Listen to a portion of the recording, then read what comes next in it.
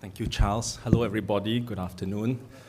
It's my duty today to tell you about an update in migraine management. Migraine is perhaps the most neurologically interesting of the common headaches that we will see.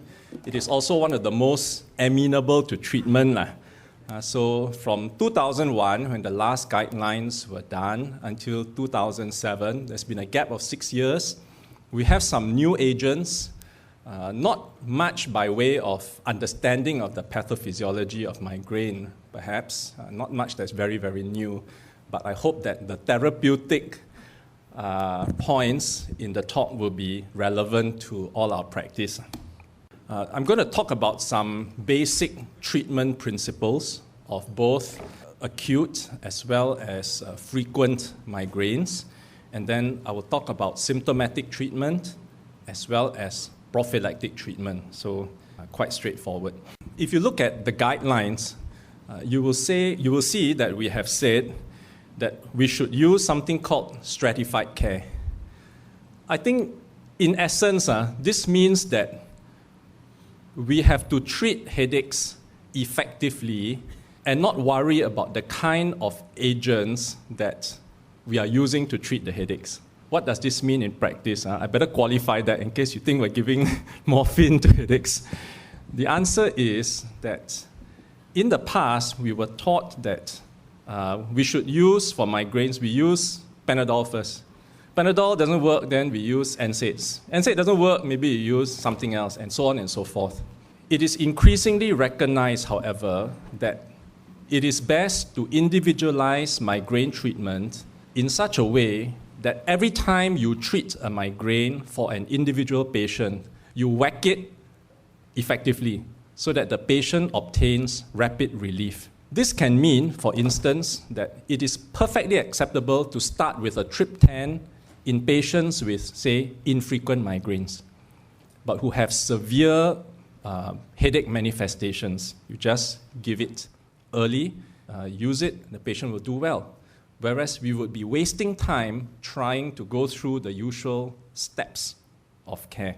Conversely, patients with milder headaches, well, you can stick with paracetamol, that's fine, or NSAIDs, that's also okay. So there is now, I think, more freedom to use different drugs for different patients depending on their clinical manifestations. The next principle, I think, is of importance to us as practitioners is that we must tell the patients that they have to take their medicines early. Okay, treating a migraine is like going to the Esplanade for a concert. You arrive late, the doors are closed, and you can't get in anymore. The nausea and loss of appetite that migraineurs have is a manifestation of either gastroparesis or indeed reversal of normal gastric peristalsis. And the greatest medicines in the world will not work if it stays in the stomach and it's not pumped down to the intestine to get absorbed. So one of the key steps to success in acute migraine treatment is whack them hard and whack them early. You've got to hit them early before they start getting nauseous and they start vomiting. Once they vomit, we have lost it. They will need parenteral treatment. And if in fact they are having vomiting, then it is necessary to use parenteral treatment. Talk about that later on. We have to use a non-oral route. Okay, symptomatic treatment. This is an interesting picture. By the way, this one is something I've never seen before. I've seen the basic versions of this. This is a transcranial magnetic stimulator. And what it does is to provide a very powerful pulse of magnetic energy. And you can carry one of these around with you and, administer it to patients or to yourself. It's supposed to abort migraines. It even aborts migraine auras. But this is just for interest. Only Americans are crazy enough to bring these things around. You can use these 4 classes of drugs for acute migraines.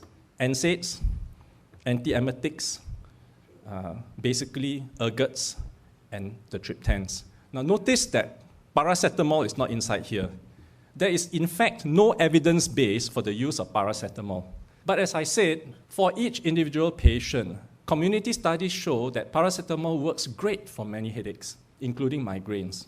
So it's safe, inexpensive, OTC, if the patients use it, we should not switch them to NSAIDs or more expensive and risky medicines for the sake of switching them. If it works, it's fine. If it doesn't, we feel free to give anything that they need. Evidence base is present for aspirin, ibuprofen, Synflex, and Cataflam, diclofenac K, as well as intramuscular diclofenac. This is a very odd dose, but clearly if we use 75 milligrams rather than 30 milligrams 6 hourly, it will work for the patients. Voltaren IM is, to my mind, when I use it, is consistently reliable. Antiemetics, this is very interesting, right? If you give Stametil or Maxilon, not only do these drugs relieve the nausea associated with migraines, they are also excellent for aborting the migraine attack. And in a vomiting migrainer, to me, Stametil is drug of first choice, simply because it comes in 1 ml vials, whereas Maxilon is 2 ml. And you want to give low volumes to reduce the discomfort to the patient. And then you can use ergots. And the only one we have available is either proprietary or generic Cafegot. I don't like to use ergots, I've got to tell you, because they cause a lot of side effects, And then later on, we will talk about medicine overuse headaches. And ergots are quite prone to causing medicine overuse headaches. The old limitations we have been taught, not more than 4 a day, not more than 8 a week. Actually, to my mind, really not adequate to protect our patients. I would use ergots no more than 2 days a week, no more than 2 times, or at the very most 3 times a day, and then the patient will be safe. If not, they are very likely to end up getting either medication overuse headaches from the ergot itself, or rebound headaches from stopping ergots once they have been using ergots regularly. Then there are triptans. There are 4 registered in Singapore. Head-to-head trials suggest that perhaps zometriptan and alitriptan are more potent than the first one to come out, which is sumatriptan. Sumatriptan is already 17 years old. And Glaxo Wellcome prices it so that it is comparatively more expensive than the other triptans. Let me run through with you some of the pros and cons of some of these drugs. Zometriptan I like because it comes in an oral dispersible form. Zomic Rapid Melt. And this one comes in a slim pack of 2 pills. The patients can carry it around. It works great when they don't have water with them. So at any time, if they're on MRT, they're stuck in traffic, the migraine starts. Remember what I said about early treatment. They don't need water to take it down. They pop it under the tongue, let it dissolve in saliva, swallow it, and it aborts migraine attacks.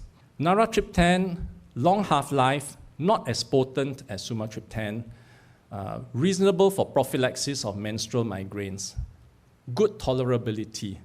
For patients who sometimes can't tolerate one triptan, it is fair to try another one.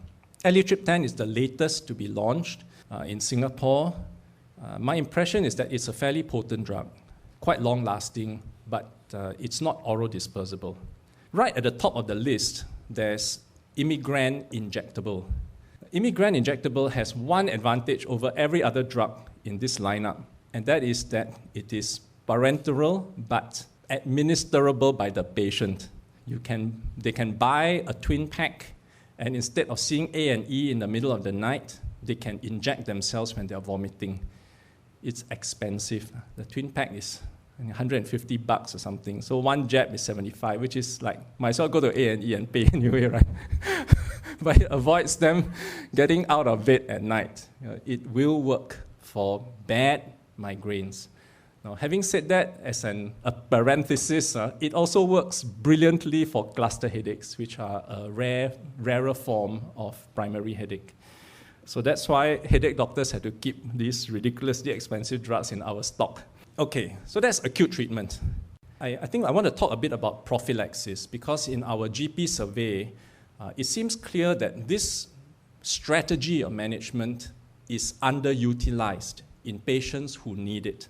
When a patient has at least 2 or more attacks a month, we should consider giving them daily medicine to prevent headaches rather than wait for attacks to come to them and then treat PRN. It's very much a quality of life issue. I was telling the public earlier at the forum that treating headaches is not like treating cancer. Even if chemotherapy makes you feel like dying, you still go through it. The side effects are horrendous, but we are treating something life-threatening when it comes to cancer.